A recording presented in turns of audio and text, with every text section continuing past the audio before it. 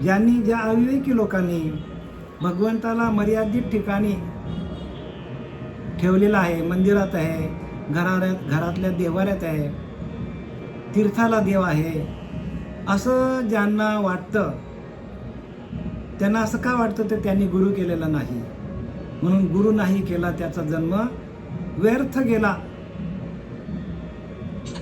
ह्या उक्तीप्रमाणे जे लोक फक्त मंदिरातच देवाला बघतात, एका विशिष्ट ठिकाणीच देवाला बघतात आणि इतर ठिकाणी देव नाही असं ज्यांना वाटतं, म्हणजे मंदिरात गेलो पूजा झाली की आपले काही लोक असतात मंदिरातल्या देवाची पूजा करायची आणि बाहेर निघायचा आणि मग मनाला वाटेल ते करायचं, म्हणजे देव फक्त मंदिरात सीमित आहे. त्यांना माहीत नाही की देव जळीस्थळी काष्टी हृदय पाशाने भरलेला आहे. अशा लोकांसाठी जे विवेकहीन आहेत आणि ते पशुसारखे आहेत, त्यांची बुद्धी पशूंसारखीच झालेली आहे, कारण व्यापकतेला जात नाही, त्यांच्याकडं गुरुचा अनुग्रह नाही, गुरु केलेला नाही. मग अशा लोकांसाठी ज्ञानोबा सांगतात किंबहुना भव, थांबा 2 मिनिटं, 150 काय सांगतात ज्ञानोबा बघा. तेवी मी म्हणून प्रपंची जीही बुडी दिधली कृतनिश्चयाची, तेही चंद्रासाठी जेवी जळीची प्रतिभा धरली. त्याप्रमाणे प्रपंचात मी साकार दिसतो तसाच आहे, म्हणजे प्रपंचातल्या लोकांना देव मूर्ती रूपामध्ये दिसतो आणि लोकांना असं वाटतं की देव तसाच आहे. भगवंत सांगतो अर्जुनाला की मी लोकांना असं वाटतं साकार मूर्तीमध्ये जसा दिसतो तसाच आहे का मी, तर तसाच नाही आहे. पण अविवेकी लोक मला तसं मानतात. अशा कृतनिश्चयाने जे वागतात ते चंद्राच्या ऐवजी त्याचे पाण्यात पडलेले प्रतिबिंब धरण्याकरता प्रयत्न करण्याप्रमाणे फसतात. जे असे लोक बघतात की मूर्तीमध्ये देव आहे, तीर्थालाच देव आहे, बाकी ठिकाणी परमात्मा नाही आहे, ते कसे फसतात तर ज्याप्रमाणे चंद्राचा प्रतिबिंब पाण्यात पडलेला आहे आणि तो धराला जाण्यास जसं जातं एखादा माणूस, आता त्याला भेटेल का मला सांगा. चंद्राचं बिंबवरती आहे आणि प्रतिबिंब पाण्यात पडलेलं आहे आणि पाणी शांत आहे आणि पाण्यातल्या प्रतिबिंबाला धराला एखादा माणूस गेला तर त्याला धरता येईल का चंद्राला, कारण चंद्र खूप उंच आहे. पण एखाद्याने प्रयत्न केला तर ते त्याचं प्रयत्न निष्फळ होईल. तसं मूर्त्यांमध्ये मंदिरामध्येच फक्त आपण देव बघितला तर भगवंतासाठी भगवंत प्राप्तीसाठी केलेले प्रयत्न वाया जातील असं ज्ञानोबा सांगतात. काय सांगतात, भगवंताला प्राप्त करण्यासाठी फक्त सीमित मर्यादेतच भगवंत आहे, मंदिरातच आहे, तीर्थालाच आहे, देवाऱ्यातच आहे आणि देवाऱ्याच्या बाहेर भगवंत नाही. देवाऱ्यातला उठून देव वाचवील का आपला जीव देवाऱ्यातला देव नाही, कारण देव व्यापक आहे हो. आणि लोकांना व्यापकतेला नेण्यासाठी ज्ञानोबाऱ्या आपलं ज्ञान, आपलं आत्मज्ञान, व्यापक असलेलं ज्ञान या अविवेकी लोकांपर्यंत पोहोचवण्याचं काम करण्यासाठी ज्ञानोबारांनी ह्या ज्ञानेश्वरीतल्या ओव्या लिहिलेल्या आहेत. परत बघा एकदा, तेवी मी म्हणून प्रपंची, म्हणजे मी प्रपंचात जसा साकार दिसतो तसाच आहे असं वाटतं लोकांना. अशा कृतनिश्चयाने जे वागतात, कृतनिश्चयाने बरं का, जे वागतात ते चंद्राच्या ऐवजी त्याचे पाण्यात पडलेले प्रतिबिंब धरण्याचा प्रयत्न करण्याप्रमाणे आहे. आता पाण्यातल्या प्रतिबिंबाला एखादा माणूस धरायला गेला त्याला सापडेल का चंद्राचं प्रतिबिंब? नाही. तसं फक्त मंदिरामध्ये कोणाचं तरी हे चालू बघा, कोणाचं तरी माईक चालू आहे, तसं फक्त भगवंत मंदिरातच आहे अशा वागणाऱ्या लोकांना भगवंताची प्राप्ती होणार अजिबात नाही असं लिहिले बरं का ज्ञानोबा सांगतात या ओवीच्या मार्फत. तैसा कृतनिश्चय जो वाया गेला, जैसा कोणी एकू कांजी प्याला, मग परिणाम पाहू लागला अमृताचा. तसं कृतनिश्चयाने वाया गेला ज्याने असं कृतनिश्चय केला की देव म्हणजे देव मंदिरातच आहे, देव तीर्थालाच आहे, देव देवालयातच आहे, त्याच्या पलीकडं नाही आहे, असा ज्याने कृतनिश्चय केला तो वाया गेला सांगतात. बघा ज्ञानोबा स्पष्ट सांगतात. त्याचप्रमाणे संसारात मी आहे असा जो त्याच्या कृतनिश्चय तो वाया जातो. ज्याने कृतनिश्चय केला तो वाया गेला. म्हणजे भगवंत व्यापक आहे हे जाणायला पाहिजे प्रत्येकाने लक्षात घ्या की जाणीजे परमात्मा व्यापक आहे. परमात्मा निर्गुण. परमात्मा कसा आहे? निर्गुण आहे, निराकार आहे. असं ज्या वेळेला आपल्या लक्षात येईल त्यावेळेला आपली भक्ती पूर्ण झाली असं समजायला हरकत नाही आपल्याला. म्हणून ज्ञानोबांनी ओव्या लिहिल्यात मुद्दाम. जैसा कोणी एक कांजी प्याला मग परिणाम पाहावा लागला अमृताचा. एखाद्या माणसाने भाताची कांजी पिली, भातावरची पेज पिली आणि तो समजायला लागला की नाही ना आता मी अमृताचा प्यालोय आणि मी आता अमर होईन. असं काय? असं त्याच्या मनाचा कृतनिश्चय होईल. म्हणजे शेवटपर्यंत त्याला देवाची ओळख होणार नाही. जसं एखाद्या माणसाने कांजी प्याला आणि त्याने अमृत पिल्याचं समाधान मानलं. खरोखर तर अमृत प्यालाय का? अजिबात अमृत पिलेला नाही. पण त्याला वाटतं मी कांजी प्याला आणि असं वाटतं त्याला अमृत प्याला असं वाटतं. म्हणजे हा त्याचा कृतनिश्चय वाया गेला. म्हणजे आता त्याचा कृतनिश्चय खोटा आहे. हे संपूर्ण खोटं आहे सांगतात ज्ञानोबाऱ्या.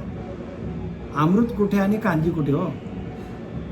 म्हणजे ज्ञानोबाऱ्याला काय सांगायचं की प्रत्यक्ष व्यक्त अव्यक्त जो व्यक्त परमात्मा आहे त्याचं स्वरूप अव्यक्तमध्ये आहे. पण अव्यक्त काय कळला पाहिजे की ज्याचं स्वरूप आपल्याला व्यक्त करता येत नाही असं तो अव्यक्त परमात्मा आहे. आणि त्याला आपण व्यक्तात बघायला गेलो तर ते साम्यता होणार नाही. म्हणून प्रत्येकाने काय करायला पाहिजे की भक्ती करता करता करता आपण अव्यक्त स्वरूपाकडे जायला पाहिजे. म्हणून व्यक्त अव्यक्त एक निभ्रांतरे भक्ती जाणी जे व्यक्त अव्यक्त योगे 12व्या अध्यायामध्ये ज्ञानोबा सांगतात. व्यक्त अव्यक्त एक निभ्रांतरे म्हणजे भक्ती जाणी जे व्यक्त अव्यक्त योगे. व्यक्त परमात्मा आपल्याला ज्या मूर्त्यांमध्ये दिसतो तसा नसून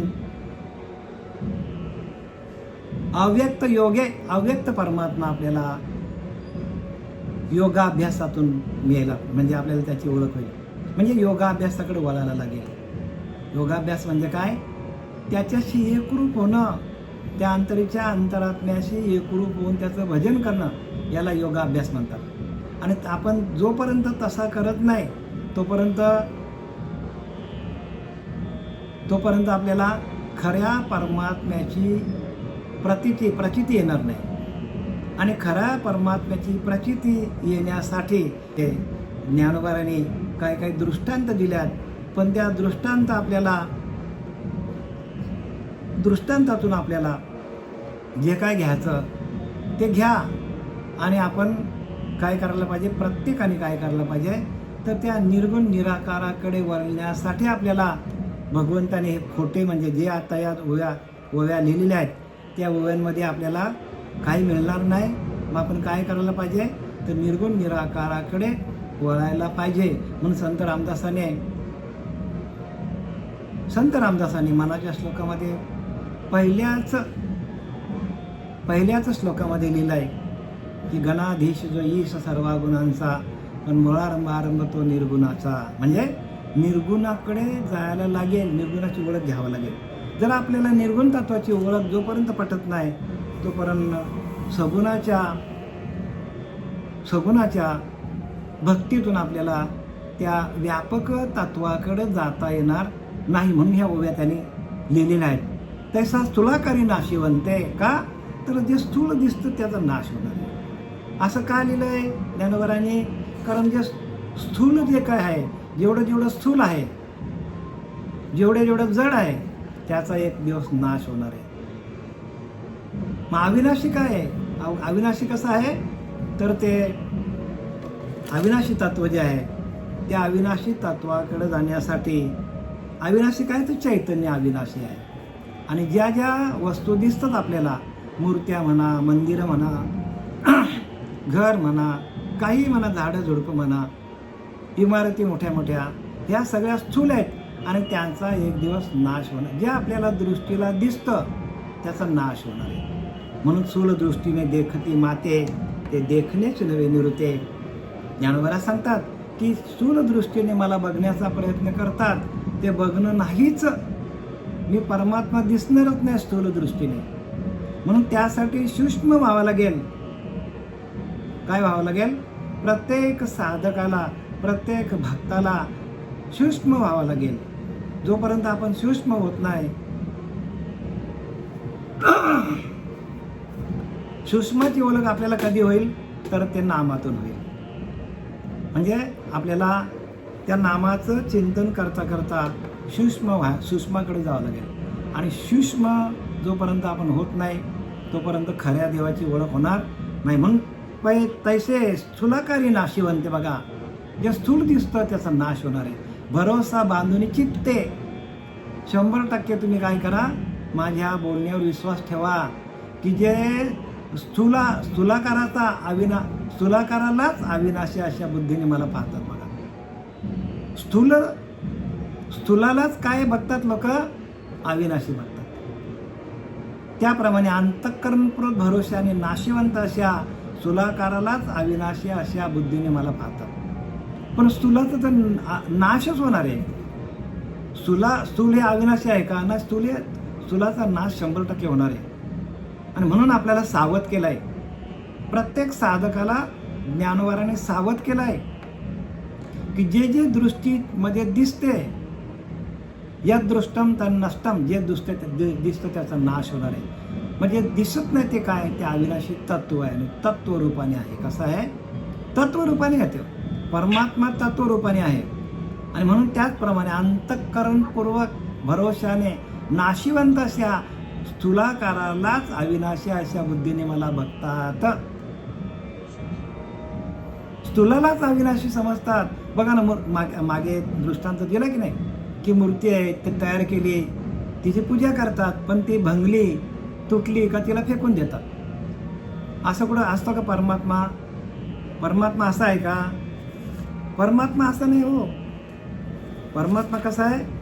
तर परमात्म्याचा कधीच नाश होत नाही. जे निराकार आहे, ज्याचा कधीच नाश होत नाही, असा तो परमात्मा आहे. आणि लोक मला कशी बघतात? तर एखादी मूर्ती तयार केली आणि ती मूर्तीचा भंगली या टाकून देते. भंगल्यावर काय करतात? तिला टाकून देतात. मग असा परमात्मा आहे का? तर परमात्मा कसा आहे? परमात्म्याचा कधीच नाश होत नाही. आणि ते नाश होत नाही, त्या नाशिवंत तत्वाकडं जाण्यासाठी आपल्याला ज्ञानोबाने सावध केलेलं आहे. काय केलं आहे? सावध केलं आहे. प्रत्येकाला सावध केलं आहे.